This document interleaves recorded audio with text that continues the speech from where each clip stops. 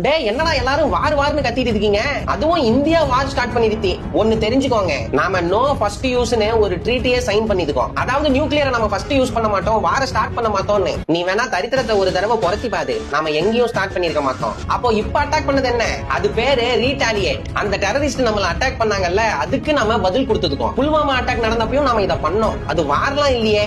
இப்பயும் terrorist camp எல்லாம் தான் நம்ம அட்டாக் பண்ணிருக்கோம். பாகிஸ்தான் டெரரிஸ்டுக்கு கேம்ப் எல்லாம் போட விட்டுருக்கான் பாதே. இங்க நான் இருக்கிற இடத்துக்கே என்னால ஈஸியா பட்டா வாங்க முடியாம உட்காந்துட்டு இருக்கேன்.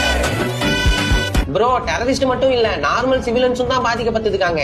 ஒண்ணு அவங்க எல்லாம் டெரரிஸ்டோட ஃபேமிலியா இருக்கலாம். கிடையாதுன்னு சொன்னீங்கன்னா அப்போ நார்மல் பீப்புளுக்கு டெரரிஸ்ட் கேம்ப்ல என்ன வேலை? அப்போ பாகிஸ்தான் சகஜமா டெரரிஸ்ட மக்களோட மக்களா பழக விட்டுருக்கானா? நான் வைலன்ஸ சப்போர்ட் பண்ண மாட்டேன், வார் வேணாம், அட்டாக் வேணாம், நார்மல் பீப்புளும் பாதிக்கப்படுவாங்கன்னு சொல்லிட்டு இருக்கீங்கல்ல, அவங்களுக்கு ஒண்ணு சொல்றேன்.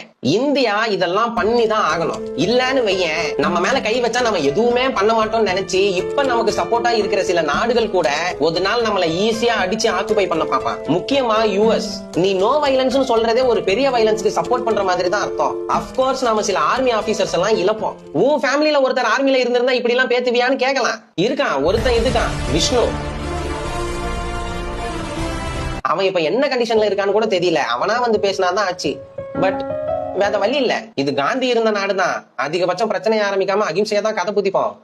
ஆனா இங்க நேதாஜி சுபாஷ் சந்திர போஸும் இருந்திருக்காதே. நம்ம மேல கை வச்சா என்ன பண்ணுவோம்னு காத்த வேணாம். ஆபரேஷன் சிந்தூர் தாண்டா மாத்து. இத நம்ம நாட்டுல இருந்து 2 பெண் வீராங்கனைகள் பண்ணிருக்காங்க. பஹல்காம் அட்டாக்ல கணவனை இருந்த ஒவ்வொரு பொண்ணுக்கும் உள்ள எவ்வளவு வெறி இருந்ததுக்கும் அவங்க சார்பா தான் நம்ம நாட்டு பொண்ணுங்க என்ன பண்ணுவாங்கன்னு டெரரிஸ்டுக்கு காட்டியிருக்காங்க. என்ன ஒரு கிரேட் மூவ் தெரியுமா இது? டேய் பாகிஸ்தான், டெரரிஸ்டோட சாவுக்கு பெரிய பெரிய கவர்மெண்ட் ஆபீசர்ஸ் எல்லாம் போதீங்க, அது கூட எனக்கு பிரச்சனை இல்லடா. அவன் என்ன தேச தியாகியாடா, அவன் மேல பாகிஸ்தான் கொடிய போத்தி விட்டுருக்கீங்க. அவ்வளவுதான் guys, இதுதான் மேட்ரு. அதை விட்டுட்டு ஐயோ அம்மான்னு கத்தின்னு இருக்காதீங்க. தெரியலன்னா சூத்த மூடிட்டு உட்காருங்கடா. நீங்க ஐயோ அம்மான்னு கத்துறது எனக்கு பயமா இருக்கு.